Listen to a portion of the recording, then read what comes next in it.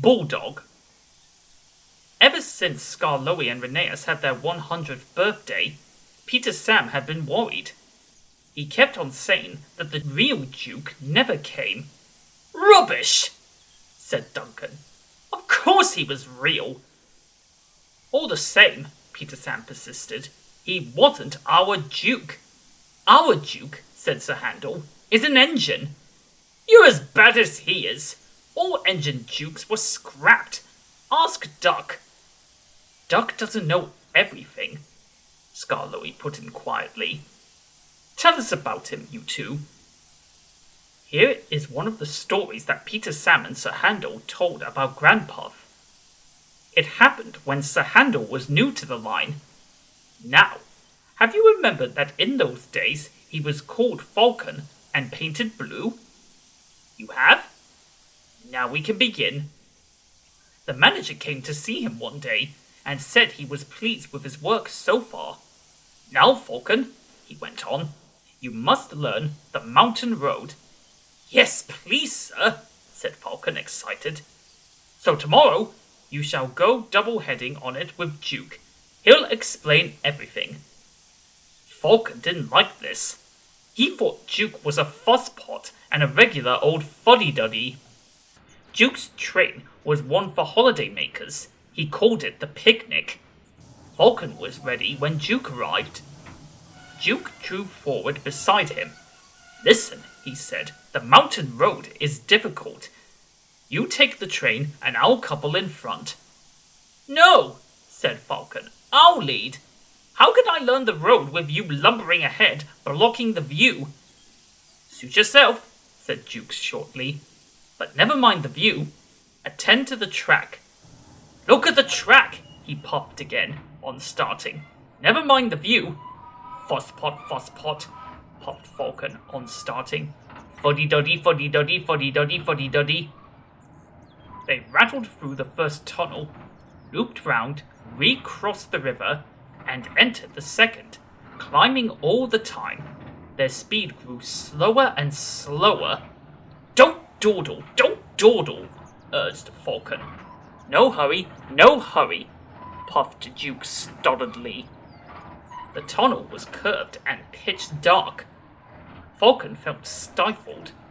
He wanted to get out. Presently, the light grew. 2 ribbons of track appeared ahead in the gloom. Watch the track, warned Duke. Fusspot, scoffed Falcon. The tunnel mouth grew larger and larger, till at last they burst into the sunshine. The line here swung sharply right. It was laid on a ledge, cut in the hillside. Below lay the valley up which they had come. Track and buildings looked tiny like toys. No one quite knows what happened next. Duke said there must have been something on the track, and Falcon hadn't kept a good lookout. Falcon said he was dazzled, so how could he keep a good lookout? Anyway, their coaches had barely cleared the tunnel when Falcon lurched. His front wheels derailed, crunched over the sleepers and ballast. He came to rest with one wheel uncomfortably near the edge. Duke had saved Falcon. Now he held on grimly with locked wheels and torn couplings. "Young idiot," he hissed. "Stop it! I can't hold you if you shake." Falcon tried hard to stop shuddering.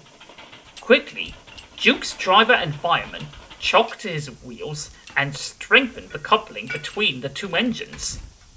"Thank you," said Duke. "Now I'll manage." With Duke secure, the 2 crews, helped by a plate layer, propped up Falcon's front end. They were looking forward to a rest when Duke began wheeshing in an alarming way. His fireman ran to his cab. "Water!" he cried. "We need water, quickly!" The plate layer's cottage stood nearby. He explained to his wife, and the passengers borrowed jugs, buckets, kettles, saucepans, anything, in fact, that would hold water. They formed a chain from the well to the engine and passed them from hand to hand. The The fireman, meanwhile, reduced his fire and anxiously watched the gauge. It was hot and tiring work, for Duke needed many gallons. But at last the fireman shouted cheerfully, "We're winning! Don't weaken!" And they all set to work again with a will. They cheered again when the breakdown gang arrived. They showed other passengers how to help them lever Falcon back to the rails. The manager was at the top station. He said he was sorry about the accident and thanked the passengers for their help. "Not at all," they said. "We admired the way you put things right and enjoyed the adventure." They thanked Duke and his crew for preventing a nasty accident. "Your Duke," they said, "is a hero. He stood firm like a bulldog and just wouldn't let go." Falcon said, "Thank you, too. I don't know why you bothered after I've been so rude." "Oh well," replied Duke. "You just had a new coat of paint. It would have been a pity if you rolled down the mountain and spoiled it. That would never have suited his grace."